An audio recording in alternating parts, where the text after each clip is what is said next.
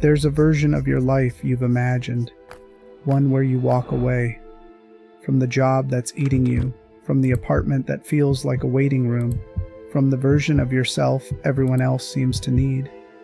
You've pictured it, maybe late at night, maybe on a Monday morning, when everything felt too small, too loud, too arranged.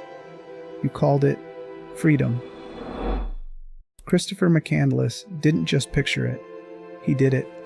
He burned his money, he abandoned his car, he gave away his savings, erased his name, and walked toward the wilderness, with nothing but the belief that the world had lied to him, and that somewhere out there in the silence was the truth.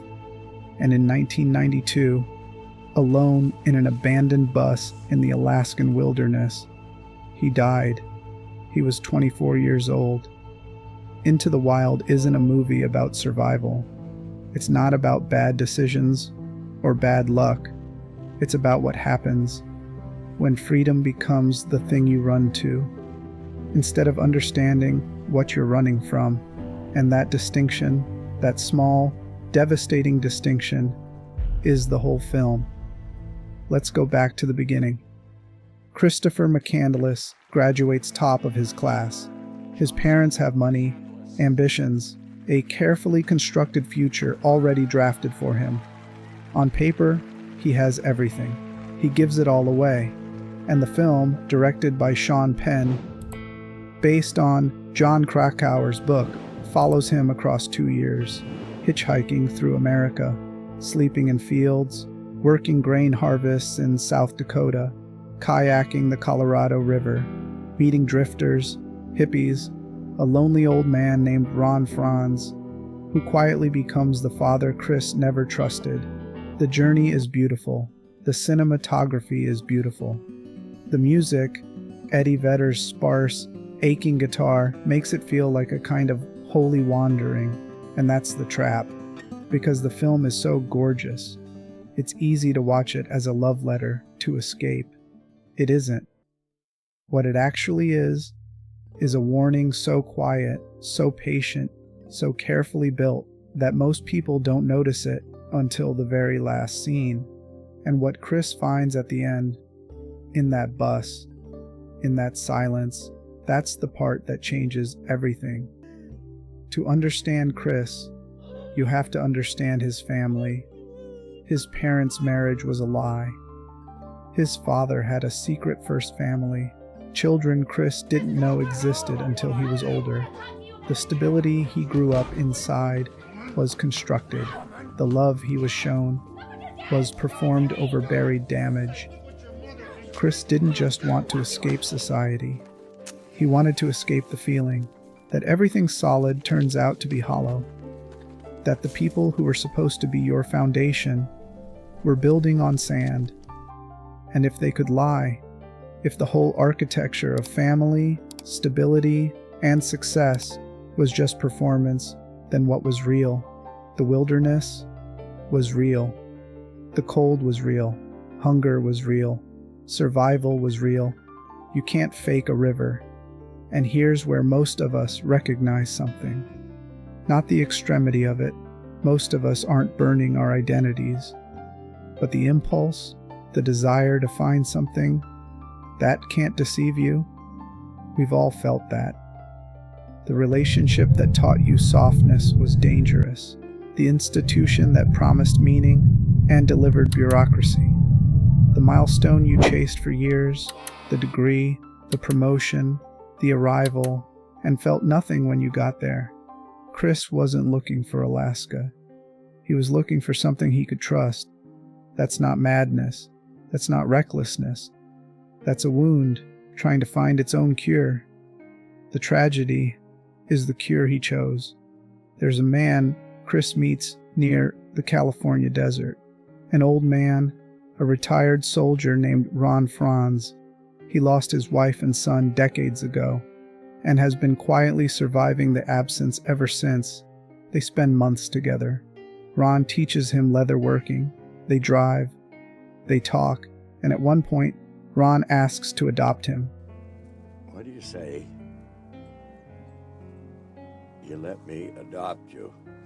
And Chris says no, not cruelly, with warmth even, but no. He moves on. Chris carried the belief that people were the problem, that connection was compromise, that needing others was weakness, that the purest version of living was a version that required no one. Here's the truth about isolation. Loneliness doesn't disappear in the wilderness. It clarifies. When you remove every distraction, every relationship, every noise, what's left isn't peace. What's left is you. Just you, and whatever you were carrying. He wrote in his journal, "Happiness is only real when shared." He wrote that in the bus, at the end, after it was too late. That line, those 6 words, is the entire film. It's the truth he spent 2 years and his life arriving at. He didn't believe it when he started. He believed it when there was no one left to share it with. There's a moment near the end. Chris tries to leave the bus. He's sick, starving, and he tries to walk back toward people, toward the world he left. But the river has flooded. He can't cross, so he goes back to the bus, back to the silence, back to what he chose. Here's the part we don't like to say. He wasn't just a free spirit who got unlucky. He was someone so wounded by connection that he mistook its absence for freedom. He confused running away for running toward, and we do this too. Not in Alaska, but in quieter ways. We call it needing space when we mean, I don't know how to ask for what I need. We call it independence when we mean, I learned that needing people ends badly. We call it a fresh start when we mean, I want to disappear from who I was. Freedom isn't the problem. The lie we tell ourselves about what freedom costs, that's the problem. Chris burned every bridge and walked into a silence that wasn't peace. It was just the echo of everything he hadn't faced yet. Think about the people he met. Ron Franz, Tracy and Rainey, Wayne Westerberg, every single one of them loved him. Quickly, genuinely, without condition, and he kept moving, not because they weren't enough, but because he didn't believe he deserved to stay. That version of your life you've imagined, the one where you walk away, maybe you should. Maybe something in your life really is breaking you. Maybe the structure you're living in was never meant for you. That's real. That matters. But before you burn the map, ask yourself one question.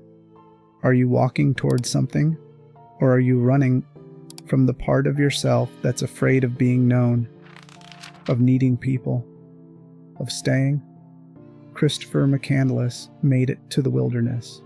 He was brave, brilliant, beautifully alive for every mile of it, and in the end, he left 6 words behind. Happiness is only real when shared. He figured it out. He just figured it out. Alone. Don't let that be you. New videos every week. But until then, carry that weight.